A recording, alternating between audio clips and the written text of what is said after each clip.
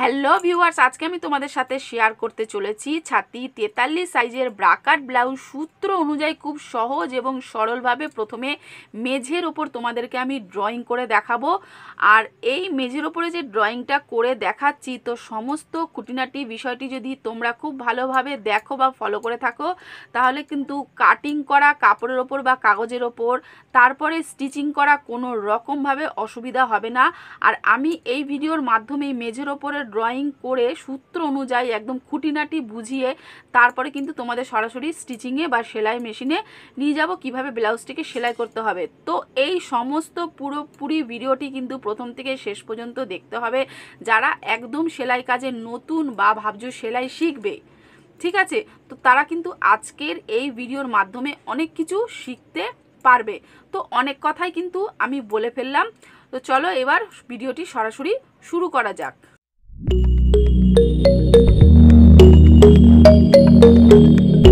এখানে দেখো সমস্ত আমি মাপগুলো লিখে রেখেছি, আর এই মাপগুলো দিয়েই কিন্তু আজকের ব্লাউজটি পুরোপুরিভাবে ড্রয়িং করে তারপরে স্টিচিং করা হবে। ঝুল এখানে দেখো 14 ইঞ্চি, ছাতি 43, কোমর 38 ইঞ্চি, পুট 14 ইঞ্চি, হাতা 6, মুহুরি 15। ঠিক আছে, মানে 6 ইঞ্চি আর 15 ইঞ্চি। এখানে আমি ব্লাউজের ছবিটি দিয়ে রাখলাম যাতে তোমাদের বুঝতে সুবিধা হয়। আর এই ব্লাউজটি কিন্তু আমি আজকে তোমাদের সাথে ড্রয়িং করে সেলাই করব। তো চলো এবার শুরু করা যাক। এখানে দেখো স্কেল আর ফিতে আমি দুটোই নিয়ে নিয়েছি, আর স্কেলের গায়ে ফিতের যেভাবে মাপ নেওয়া যায় স্কেলের গায়ে কিন্তু সেভাবেই ফিতের মাপটা দেয়া আছে, তাই ড্রয়িং করার সময় স্কেল ফিতে আমি দুটোই ব্যবহার করব। তো প্রথমে এখানে আমি ঝুলের মাপটা নিয়ে নেব। তো ঝুল আমার 14, তার সাথে 1 ইঞ্চি যোগ করে হয় 15, আমি লিখে দিচ্ছি তাও। তারপরে আমরা পুটের মাপ নিয়ে নেব। আচ্ছা, এখানে একটা কথা বলে দিই, আমরা যখন ঘাড়ের মাপ নিই তো ঘাড়ের মাপ যা হবে তার অর্ধেক করে কিন্তু তার থেকে 1.5 ইঞ্চি বাদ দিতে হবে। তো আমার ঘাড়ের মাপ ছিল 14 ইঞ্চি, তার অর্ধেক 7 থেকে 1.5 ইঞ্চি বাদ দিয়ে হয় 5.5 ইঞ্চি। এটা কিন্তু ব্রাকাট ব্লাউজের পুটের বা ঘাড়ের সূত্র। তারপরে আমরা ছাতির মাপটা নিয়ে নেব। তো ছাতি হচ্ছে আমার এখানে 43 ইঞ্চি, 43কে 4 দিয়ে ভাগ করলে যা হবে তার সাথে আরও 2 ইঞ্চি এক্সট্রা আমি বাড়তি নিয়ে নিলাম। এরপর ছাতির যা মাপ হয়েছে সেই অনুযায়ী কিন্তু হুবহু আমি কোমরের মাপটাও নিয়ে নিলাম। আর এখানে দেখো আমি মাপগুলো খুব স্পষ্টভাবে লিখে দিচ্ছি যাতে তোমাদের বুঝতে সুবিধা হয়। 10-75 মানে 10-75 হচ্ছে মেন ছাতির মাপ, তার সাথে এক্সট্রা 2 ইঞ্চি। আর এখানে শেপের পয়েন্টের মাপটা দিলাম 1.5 ইঞ্চি, তারপরে শেপটা গোল করে দিয়ে দিলাম। আর দেখো এইভাবে নিচের সাথে 1/2 ইঞ্চিতে শেপের মাপটা বের করে দিলাম। আর গলার সাইডটা আমি গলার পাশটা আর কি 2 ইঞ্চি নিলাম। এরপর গলার লম্বাটা আমি এখানে নেব 8 ইঞ্চি। আর গলার চওড়াটা নিচের দিকে চওড়াটা এখানে 2.5 ইঞ্চি নিলাম, যাতে নিচের দিকে গলাটা একটু ছড়ানো টাইপের হয়, দেখতে খুব ভালো লাগে। আর এখানে দেখো গলার লেন্থটা 7+1 মানে মোট 8 ইঞ্চি। ঠিক আছে, আর এই বক্সের মধ্যে তোমরা যেরকম চাইবে সেরকম ডিজাইন করে দিতে পারো। আর আমি এখানে দেখো ডাউনটা দিয়ে দিচ্ছি 1/2 ইঞ্চিতে, আমি লিখেও দিলাম। এরপর আমরা প্লিটের মাঝখানে পুটের মাঝখানে প্লিটের দাগটা বা টেকিনের দাগটা এখানে দিয়ে দিলাম 5 ইঞ্চিতে। আর দুদিক থেকে 1/2 ইঞ্চি, মানে 5 ইঞ্চি লম্বা, দুদিক থেকে 1/2 ইঞ্চি। এরপর আমি কিভাবে কাটিংটা করব বা কিভাবে তোমরা কাটিংটা করবে সেটা বুঝিয়ে দিচ্ছি। এইভাবে আমার পেছন পাট ড্রয়িং হয়ে গেল। এরপর আমি সামনের পাটের ড্রয়িংটা করে নিচ্ছি। তো কাগজ বা কাপড়ের ওপর করলে তো পেছন পাটটাকে বসিয়ে সামনের পাট ড্রয়িং করতাম, কিন্তু মেঝের ওপরে তো সেটা আর সম্ভব না।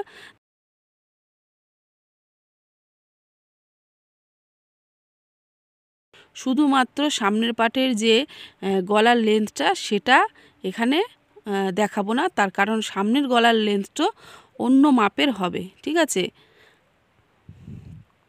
এখানে দেখো প্রথমে আমি ড্রয়িংটা করে নিলাম, তারপরে মোহরার মাপটা নিয়ে নিচ্ছি।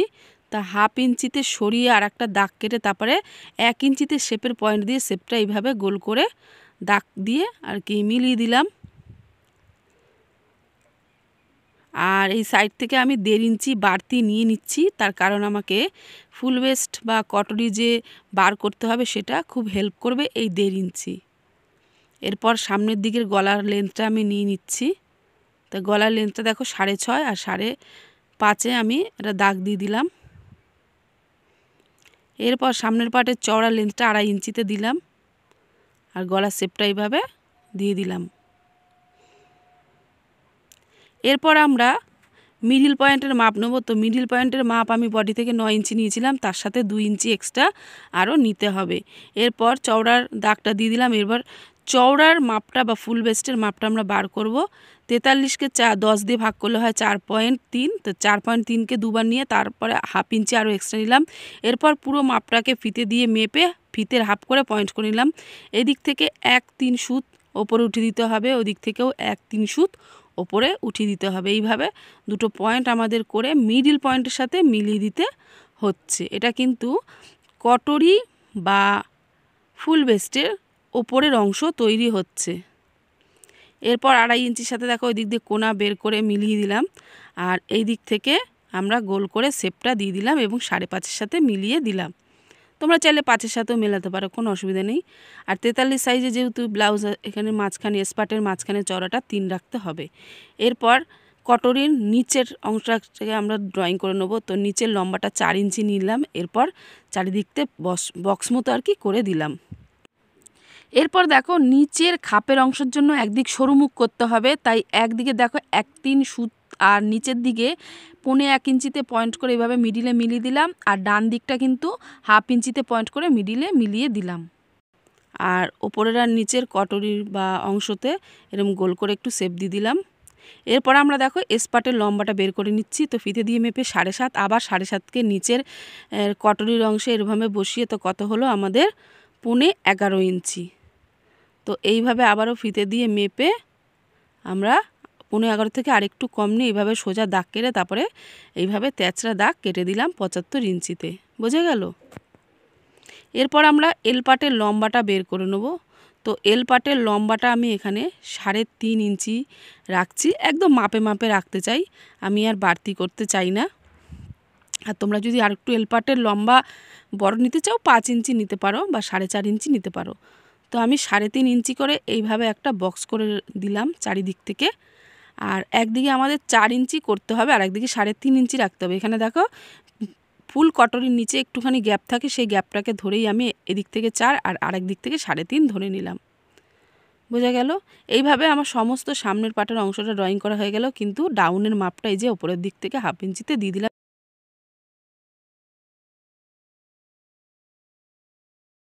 তা আমি দেখিয়ে দিচ্ছি যে এল পাট, খাপের অংশ, এস পাট এগুলো বার করা হয়ে গেছে।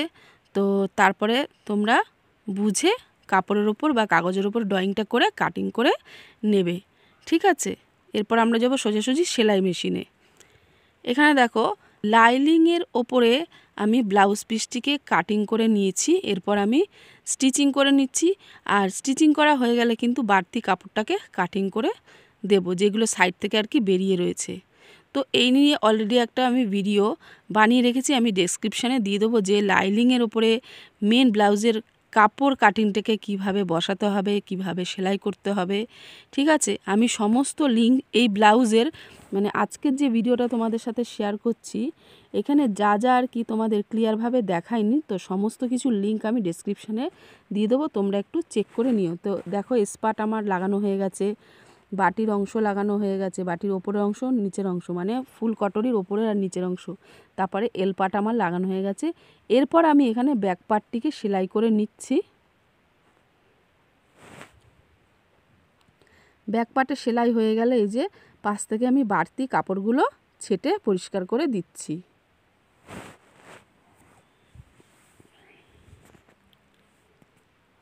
এরপর আমি টাক সেলাইয়ের জন্য ব্যাক পার্টটিকে বা পেছন পার্টটিকে ভাঁজ করে নিচ্ছি। তো টাক সেলাইটা দেখো আমি কিভাবে দিচ্ছি।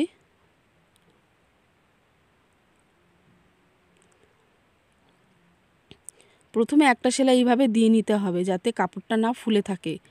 তারপরে এই যে হাফ ইঞ্চি মাপে টাক সেলাইটা আমাদেরকে দিয়ে দিতে হবে। এইভাবে দুটো টাক সেলাই করে নিতে হবে।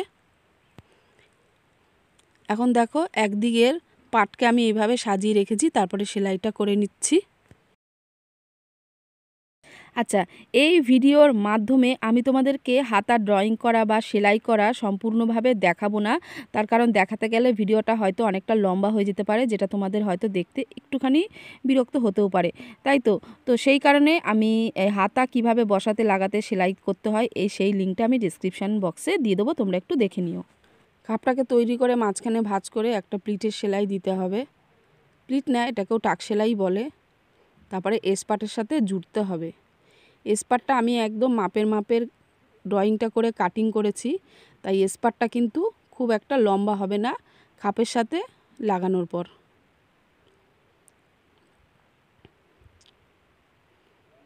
দেখো এসপাটটা জাস্ট একটুখানি বড় হয়েছে, তাই ছেটে পরিষ্কার করে দিচ্ছি। এরপর আমি এখানে এল পাটটাকে লাগিয়ে নেব। তো এল পাটের সাইড থেকে কাপড়টা একটুখানি বড় হয়েছে কাটিং করা, আর এইভাবে সেটিং করে বা ধরে ঠরে তারপরে কিন্তু সেলাইটা আমাদেরকে করতে হবে।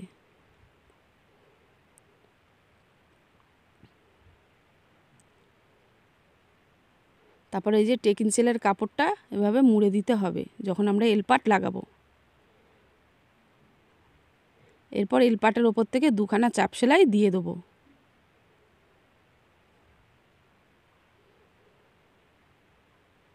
এখানে দেখো এলপাট লাগানোর পর সাইড থেকে একটুখানি অসমান হয়েছে, তাই ছেটে সমান করে নিলাম।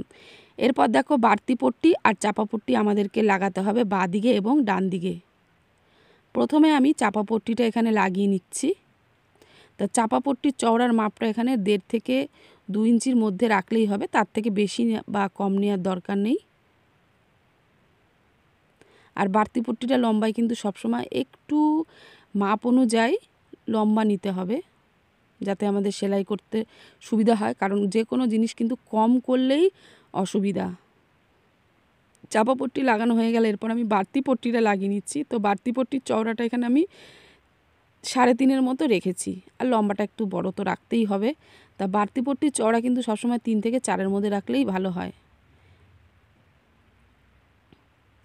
এরপর আমি পুটটাকে সেলাই করে নিচ্ছি ব্যাক পার্টটাকে বসিয়ে। এখানে দেখো আমার সমস্তটা মোটামুটি সেলাই হয়ে গেছে। তো সাইড থেকে দেখো আমার এল পাটের কাপড়টা বাড়তি হয়েছে 1/2 ইঞ্চি করে, তো তাই আমি ছেটে পরিষ্কার করে দিচ্ছি, সমান করে নিচ্ছি।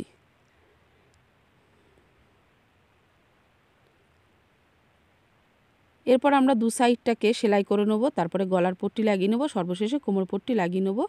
তো গলার পট্টির জন্য দেখো তিরছাভাবে কাপড়টাকে কাটিং করতে হবে। তো এখানে আমি 1 ইঞ্চি চওড়ার মাপে কাপড়টাকে তিরছাভাবে কাটিং করে নিচ্ছি, এবং এই টুকরো টুকরোগুলোকে এইভাবে জুড়িয়ে নিয়ে তারপরে একটা লম্বা আর কি পট্টি বার করতে হবে, যেটা আমাদের গলায় লাগাতে সুবিধা হবে। তো দেখো আমি অফ ক্যামেরায় সমস্তটা লাগিয়ে নিয়েছি, আর লাগানোর সময় ওপর থেকে কিন্তু একটা করে চাপ সেলাইও দিয়ে দিয়েছি। এখানে দেখো আমি গলার পট্টিটা লাগিয়ে নিয়েছি, আর কোমর পট্টিটাও লাগিয়ে নিয়েছি, আর সামনের পাটের দেখো কোমর পট্টিটা লাগিয়ে আমি স্টিচিং করে নিয়েছি, আর পেছন পাটের কোমর পট্টিটা আমি এখানে হেম করব বলে আর সেলাই করিনি মেশিনে। ঠিক আছে, সামনের পাট দুটো কিন্তু মেশিনে সেলাই করে দিচ্ছি কোমর পট্টি। এরপর দেখো গলার পেছনটাও কিন্তু আমার চৌকো হয়েছে, তাই এখানেও তেচড়া পট্টি একবারে গলার সাথে সামনের গলার সাথে পেছন গলা লাগিয়ে নিয়েছি।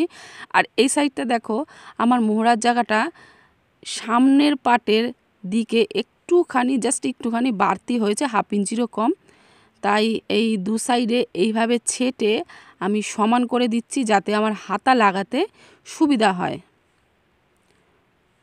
আর তারপরে দেখো আমি এই যে এইভাবে মাপটাকে নিয়ে নেব, আর ব্লাউজের ওপরে কিভাবে এইভাবে মাপটাকে নিয়ে, মানে প্রথমে ফিটিংসের দাগ দিয়ে ফিটিংস করে তারপরে হাতা লাগাতে হয় সমস্ত কিছু নিয়ে আমি একটা অলরেডি ভিডিও বানিয়ে রেখেছি। আর এখানে দেখো হাতা, এরপর হাতার মেন যে ব্লাউজের কাপড়টা সেটা কিন্তু আমার কম পড়েছে, আর লাইনিংটা কিন্তু একভাবে ঠিকঠাক আমার কাটা আছে। ঠিক আছে, তো দেখো আমি কিভাবে কাপড়টাকে জুড়বো, তো সেটাই আর কি বাড়তি কাপড় নিয়ে কাপড়টিকে 4 ভাঁজ করে তারপরে এইভাবে চক দিয়ে বক্স করে নিলাম। বক্স করার পর কাঁচি দিয়ে কাটিং করে তারপরে ব্লাউজের যে হাতা কাটিংটা হয়েছে ব্লাউজের কাপড়ের তার উপরে আমি চারিদিক থেকে জুড়ে নেব। এই দেখো আমার কিন্তু এখানে লাইলিং কাপড়টা ঠিকঠাক মতো কাটা আছে। তো দেখো আমার জোড়া এখানে হয়ে গেছে। এরপর আমি একটুখানি দেখিয়ে দিচ্ছি লাইলিং কাপড়টাকে কিভাবে জুড়তে হবে। তো লাইলিংয়ের সোজা দিক আর ব্লাউজ পিসের হাতার কাপড়ের সোজা দিক দুটো একসাথে করতে হবে। তারপরে ওপর উল্টো দিক থেকে এরকম চাপ একটা সেলাই দিয়ে এইভাবে উল্টে নিতে হবে। উল্টে নেওয়ার পর তারপরে ওপরের দিকে 2 ইঞ্চি না 2 সুত ছেড়ে একটা চাপ সেলাই দিয়ে তারপরে পুরোটাই কিন্তু আমাদের সেলাই করে নিতে হবে। এখানে দেখো আমার দু সাইডে ফিটিংসের দাগ দেওয়া হয়ে গেছে। তো এরপর আমি ব্লাউজটিকে সোজা করে নিলাম। আর এইখানে দেখো পুটের জায়গাটা দেখো জাস্ট একটুখানি কিন্তু আমার বাড়তি হয়েছে, তাই কাঁচি দিয়ে ছেটে নিতে হবে। ছেটে আর কি এখানটায় এক সমান করে নিতে হবে। তো সেলাই করতে করতে অনেক সময় এরকম একটু ছোট বড় হয়ে যায়, তো ভয় পাওয়ার কিছু নেই, একটুখানি কাঁচি দিয়ে ছেটে সমান করে নিলেই হবে। এইভাবে দেখো আমার মোহরার জায়গাটা একদম ক্লিয়ার হয়ে গেল। আর হাতাটাকেও দেখো আমি ফিটিংস করে সেলাই ঠেলাই করে নিয়েছি। মুহুরির ফিটিংসের দাগ দিয়েও মুহুরি সেলাই করে নিয়েছি। এরপর হাতাটাকে লাগিয়ে নেব। তো এইভাবে দেখো আমার সম্পূর্ণ ব্লাউজটি সেলাই হয়ে গেছে। আর এই ব্লাউজ সংক্রান্ত যা যা আর কি তোমাদেরকে ক্লিয়ারভাবে দেখায়নি আমি আবারও বলে দিচ্ছি, ডিসক্রিপশান বক্সে সেই লিঙ্ক দিয়ে দিচ্ছি, তোমরা একবার হলেও একটু দেখে নিও, ঠিক আছে? তো আজকের এই সম্পূর্ণ ভিডিওটা তোমাদের কেমন লেগেছে বা বুঝতে যদি কোথাও অসুবিধা হয়েছে অবশ্যই কিন্তু আমাকে জানিও। নেক্সট আবার দেখা হবে নতুন একটা ভিডিওর সাথে, শুধু তোমাদের সঙ্গে। আজকের মতো এখানেই শেষ, টাটা।